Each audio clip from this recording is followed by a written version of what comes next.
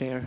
That is your intention in presenting all these documents. To show, Mr. Chair, na ang pagka-assign ko po doon, Mr. Chair, is dumaan po sa proseso, Mr. Chair, until such time po na nalify po yung order ko at na umuwi na po ako, Mr. Chair, balik sa Cebu, Mr. Chair. Major Albotra, are you aware of the defense of alibi? What do you understand about alibi? Yun pong sabihin mo po na wala ka dyan, Mr. Chair. And that is your intention in giving this complete account. You wish to give an impression na wala ka dun sa Tanawan City or any of the immediate vicinity against Mayor Tony Halili happened. Do you agree with me? Opo, Mr. Chair. But you have to understand, Major Albotra, that alibi, to become admissible, it must be physically impossible for you to be in that place or in any of its immediate vicinity. Do you think that after presenting your complete whereabouts, including the plane ticket, you have established already that physical impossibility to be there in Tanawan City? Yes, Mr. Chair. Please understand, Major Albotra, that what you presented is just a plane ticket. It only shows that you are booked on that date, on that plane, on that flight. But it does not in any way prove at all that you really took that flight and you were in Cebu during that date. Hello po mga ka-viral, welcome back to this YouTube channel. Latest update ulit tayo, tukuyin na kung sino ang mga utak sa nangyaring pananambang kay Tanawan, Batangas Mayor Antonio Halili at Mayor Perez. Matindi ang pag-amin ni Police Captain Albotra sa Quad Committee hearing ang di umano'y nagsagawa ng plano kina Mayor Halili at Perez. Una nang pinangalanan ni Colonel Riana Garma si Police Captain Albotra na may kinalaman sa nangyari sa dalawang mayor. Sa paanyaya ng Quad Committee ay humarap na nga ang pinangalanan na police captain. Sa matinding pag-isa sa kanya ng mga kongresista ay umamin na si Captain Albotra at itinuro kung sino-sino ang mga nag-utos sa kanilang grupo na isagawa ang plano at kung ano ang tunay na motibo sa pananambang. Nangyari ang pagkasawi ng dalawang alkalde noong kasagsagan ng kampanya kontra droga at Oplan Tokhang noong nagdaang administrasyon, kung saan target ng PDEA at ng mga kapulisan ang nasa listahan ng narcolist at PDEA. Humarap din sa pagdinig ang task force leader na inatasan ng Pangulo na isagawa ang plano na war on drugs na si Colonel Edelberto Leonardo. Narito ang nakakagulat na mga revelasyon ni Police Captain Albotra sa Quad Committee hearing. Atin pong panoorin. Mr. Chair, I think pwede naman po siguro ma-verify natin, Mr. Chair, sa airlines, Mr. Chair, if indeed the tickets were boarded, Mr. Chair. Yes. Since you have started presenting this plane ticket, you might as well present also the manifesto of that flight and show to us that you're included among the passengers who took that flight. But nevertheless, Major Albotra, even assuming for the sake of discussion na ikaw nga ay nasa Cebu, kunyari lang, assuming lang, it does not in any way absolve you from your possible involvement in the killing incident. The way Mayor Tony Halili was murdered requires careful preparation, grand design, which presupposes a number, if not huge number, of personalities involved. Hindi po ito kaya ng isang tao lang, ng dalawang tao lang, or perhaps kahit tatlong tao lamang. In other words, I am certain that there is a theory of conspiracy in the killing of Mayor Tony Halili. Having said that, Major Albotra, I wish to tell you na kahit mapatunayan mong nasa Cebu ka, meron tayong mga tinatawag na principal by inducement principal by indispensable cooperation, who, even without their physical presence, may be equally liable to the crime because of the theory of conspiracy. Do you understand, Major? Yes, Mr. Chair. I wish to manifest as well the very spontaneous testimony of Colonel Garma about you mentioning to him, to her, and even trying to boast upon the fact that you are part of the killing incident against Mayor Tony Halili. The testimony is very spontaneous. It is very natural. And we do not see any reason why we should not believe that testimony of Colonel Garma. Unless, Major Albotra, you will be able to prove motive against Colonel Garma, we may be inclined to reconsider this position. Can you please try to think harder? May galit po ba sa inyo si Colonel Garma? Ano po ba ang posibleng dahilan kung bakit kayo i-implicate ni Colonel Garma amid your claim of absolute innocence? Mr. Chair, I can only think of two reasons, Mr. Chair. Unang-una po, masyado na pong confused at mabigat na po ang dinadaanan ni ma'am. Kaya gusto niyo na po sigurong ipasa ang burden, Mr. Chair. Pangalawa, si Lieutenant Colonel Santi Mendoza po, Mr. Chair. Siya po ay classmate ko. Baka po nagalit na rin si ma'am sa class namin, Mr. Chair. You have to realize, Major Albotra, that the testimony that was given by Colonel Garma started with the President down to the police operatives. Yours is not even a pinch of that totality.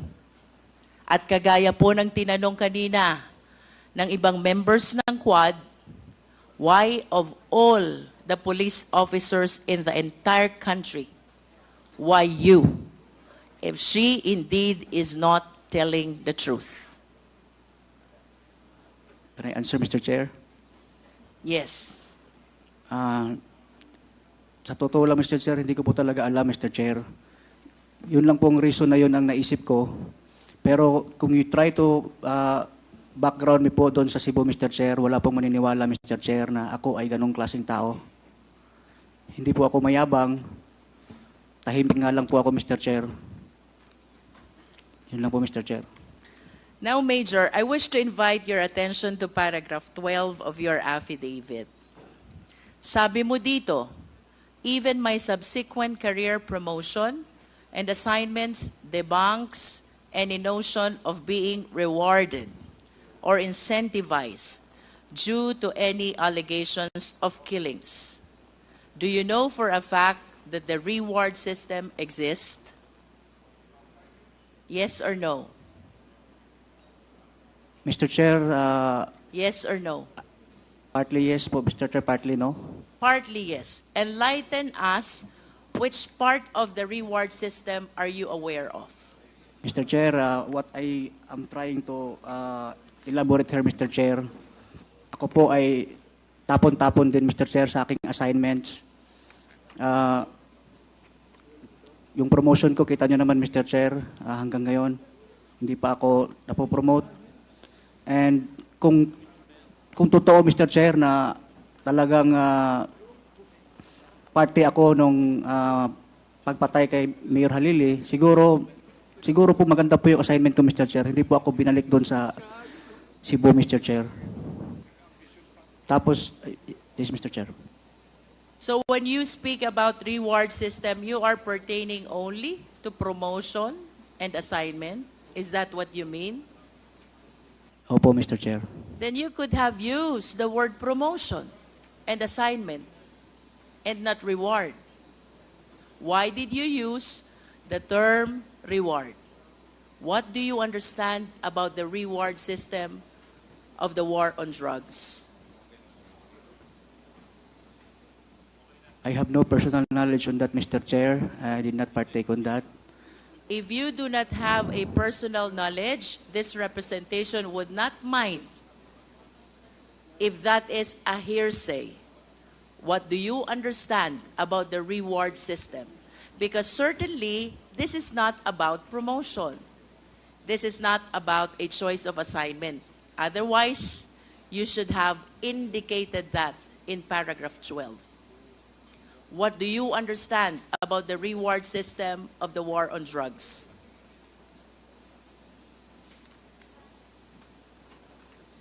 Your Honor, Mr. Chair, yun po ang aking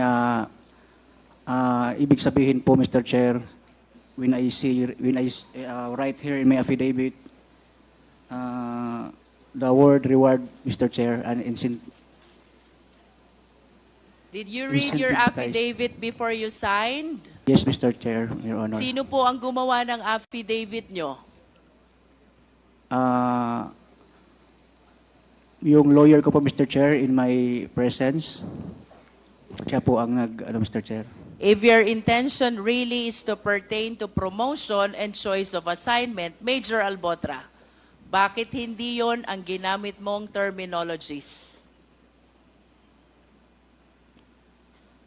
Mr. Chair, Your Honor, yun po talaga ang ibig sabihin ng kung ikaw ay ma-rewarda ng assignment o magandang assignment or promotions po, Mr. Chair. With that, Major Albotra, you are denying the reward system which was testified to already by Colonel Garma, by Colonel Espinosa, by Colonel Santi, as well as the pronouncements made already by the then President and the other senators all over the media. Are you denying all this? Mr. Chair, there are rumors about that, Mr. Chair, but I have no direct knowledge on that, Mr. Chair. There are rumors, but you do not have direct knowledge. Now let's go back to paragraph 12. You said that you did not receive any incentive or reward. If you did not receive any, then who received the incentive and the reward? I do not have any knowledge on that, Mr. Chair, Your Honor. I hope you realize also, Major Albotra, that plain denial does not have a weight in the law on evidence. You have to substantiate by positive evidence all the testimonies that you're offering to the committee. Mr. Chair, may I ask a question to PIDEA? Please continue. Kanina po, PIDEA, you said sometime in August 2018, the name of Mayor Tony Halili in the drug list has been negated already. Do you confirm this? Your Honor, it is an August 2020 list, not 2018, Your Honor. Mayor Tony Halili was killed July 2, 2018. Tama po ba? Yes, Your Honor. And during that time, his name is included in the drug list. Do you confirm? Yes, Your Honor. And his name was only negated sometime in August of 2020. Yes, Your Honor. It was indicated in the August 2020 list that he was negated already, Your Honor. Can you please enlighten us? Ano ho ba ibig sabihin nung negated? It is neutralized, Your Honor. I mean, he was killed already. Negated for the case of Mayor Halili would then mean he is dead already. Yes, Your Honor. That's why it was neutralized already. Yes, Your Honor. Yes. Part of the testimony of Colonel Garma, it was Colonel Leonardo who has the last say in the inclusion, classification of the high-value target, and the exclusion of the drug personalities in the drug list, would you know if it is really Colonel Leonardo?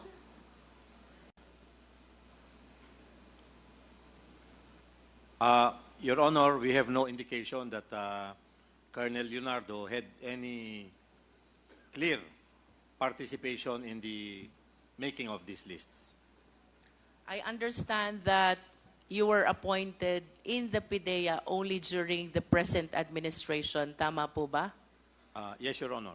While the time element we're talking about with respect to the participation of Colonel Leonardo to this drug list is sometime in 2016 to 2019. Tama po ba? Yes, Your Honor, correct. Is it because you are not yet in the PIDEA why you could not comment as to his participation in the drug list that everybody has been referring to? Your Honor, we have a copy of these lists, but we do not have a, how do you call it, a conviction, or we are not sure if Colonel Leonardo had any participation in the coming up of these lists. Since you were appointed in the PIDEA, Director General, would you know if this drug list has ever been validated? Yes, Your Honor. There is a process on how it is validated, and this goes up to the executive secretary for it to be, for its validation. When I say validation, it entails whether a name should be deleted, whether a name should be placed on suspense file, or a name is supposed to be retained.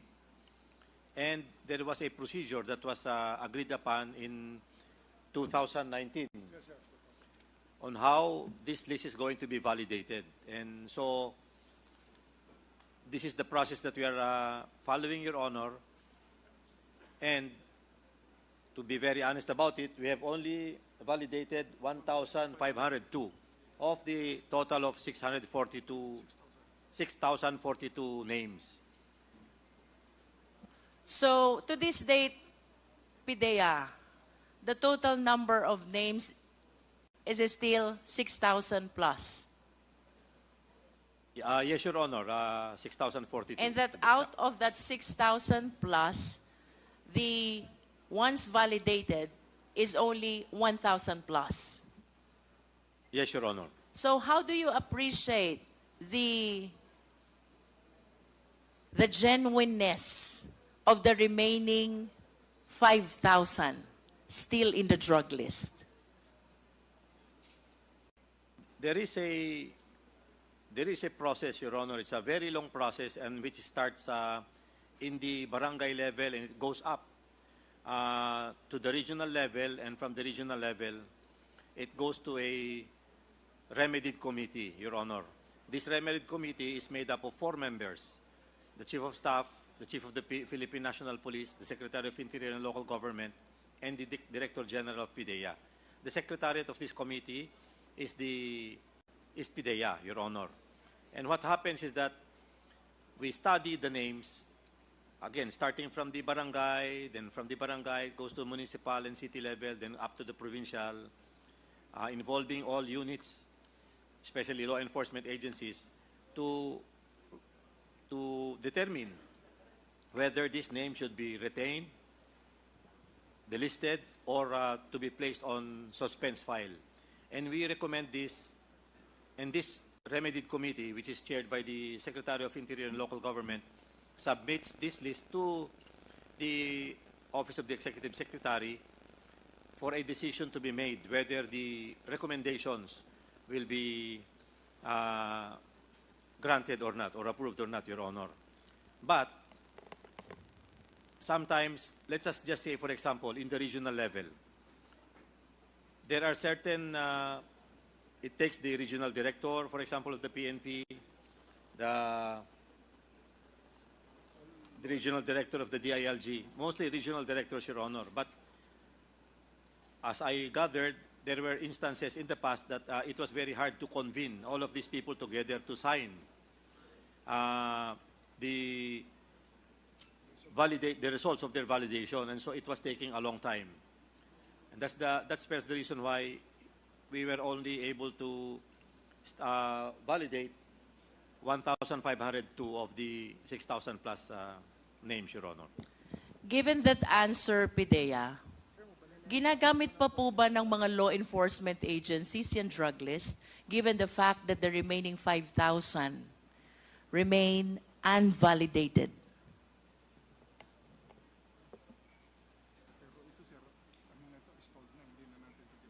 As far as the remedied list is concerned, Your Honor, it has it has stalled for a while because we are waiting for the palace to act on our recommendation to continue its validation.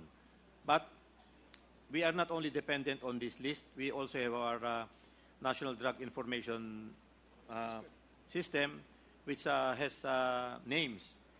Aside from that, we also continue validating starting at the barangay level for possible names that are new, names that may have been cleared in the past but have, how do you call it, gotten back to the system of the illegal drugs again. So it's a continuing process, Your Honor. And again, this list goes up to the national level, and this is the watch list that we use in going after personalities in the different locations in the country, Your Honor. In other words, Pidea, even when we have this drug list unvalidated, the 5,000 of them, you come up with your own validation in cases where you receive reports about involvement in drug operation. You come up with a separate and entirely new validation. Tama po ba yung understanding ko? Yes, Your Honor. It's a continuing process, and this list is a active list, we may call it, Your Honor. Mr. Chair, I wish to continue my interpellation with Colonel Garma. Meantime, I will yield to the other members. Okay, thank you, Congresswoman Luistro. Congressman Paduano, you're now recognized. Thank you, Mr. Chair. Follow-up lang to kay Captain Albotra. You mentioned about 2 police personnel that you brought to Calamba. Sino ngayong dalawa? Mr. Chair, PO3 Eugene Calumba and PO3, Eugene Calumba, Mr. Eugene Chair. Calumba, And is PO2, Miljen Bulandres, Mr. Chair. is PO2, Miljen Bulandres po, Mr. Chair. Bulandres. Yes, Mr. Active Chair. pa ba sila sa duty ngayon? Si Eugene Calumba po, Mr. Chair, ay namatay na po siya, Mr. Chair. Namatay. Opo, Mr. Chair. What cause of his death? Siya po ay namatay, Mr. Chair, sa Cebu City, Mr. Chair. Cause, ang tinatanong ko, ano yung Nabaril po siya, Mr. Chair. binaril? Opo, Mr. Chair. Kailan yon? Hindi ko na po maalala, Mr. Chair, yung date, Mr. Chair. Hindi mo na malaman? Sige nga. Yung Bulandres, After po nung namatay po si Eugene, Mr. Chair, mga ilang araw po, nagpa-relieve na rin po siya, Mr. Chair. Hindi ko na po alam kung saan siya, Mr. Chair. nabaril din yung Bulandres. Na-relieve po, Mr. Chair. Na-relieve po siya, Mr. Chair. After Na-relieve? Na-relieve po, Mr. Chair. Yes, Mr. Chair. When was that? 2018, Mr. Chair. 20? Sometime on 2018 po, Mr. Chair. 2018. Yes, Mr. Chair. Pagbalik niyo sa Cebu, anong assignment niya? Sa Police Station 1, Mr. Chair. Under sa'yo. Opo, Mr. Chair. So, nung nabaril yung a certain Kalumba? Kalumba ba yon? Eugene Calumba, Mr. Chair. Oh, nung nabaril yung Kalumba, anong assignment niya? Siya po ay Station 1, Mr. Chair. Sa'yo? Under sa akin, pero Under sa'yo? may... Siya po, Sandali, tinatanong kita, under sa'yo? Yes or no? siya po ay assigned sa Unit 2, Mr. Chair, pero operationally under control po siya ng... Dahan-dahan lang po, hindi ko maintindihan. Ano, please? Si Eugene Calumba, Mr. Chair, ay assigned sa Police Station 1, Mr. Chair. Under sa'yo?